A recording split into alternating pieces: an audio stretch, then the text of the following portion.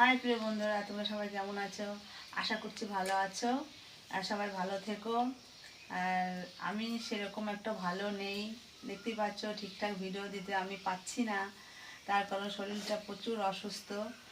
আর কি বলবো তোমাদেরকে, তাই একটু তোমাদেরকে জানাচ্ছি।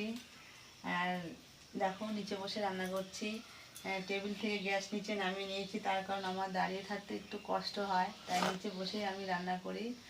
এতদিন তো আমার বড়ি রান্না করেছে, এখন তো একটু বসে বসে একটু রান্না করতে পারছি। যাই হোক, তাই তোমাদের কাছে একটু শেয়ার করলাম। আর কি রান্না করছি, মাছ মাংস তো একদম খেতে পারি না, নিরামিষটা একটু ভালো লাগে সত্যি কথা। আর দেখো, ছেলের জন্য আলু ভাজি আর পটল ভাজা, অল্প অল্প রান্না করেছি, তারপর একদম বেশি খেতে পারি না। বেগুন ভাজি আর কুলেখাড়া শাক সিদ্ধ, এটা খেলে নাকি স্বাস্থ্য শরীরের পক্ষে খুব ভালো, রক্ত হয় এই সময়, তাই আমার বর এনে দেয়, সিদ্ধ করে খাচ্ছি। আর এই যে দেখো নিরামিষ রান্না করছি, কে কে খাবে বন্ধুরা চলে এসো, আর সবাই আমার পাশে থেকো, ভালো থেকো, টাটা।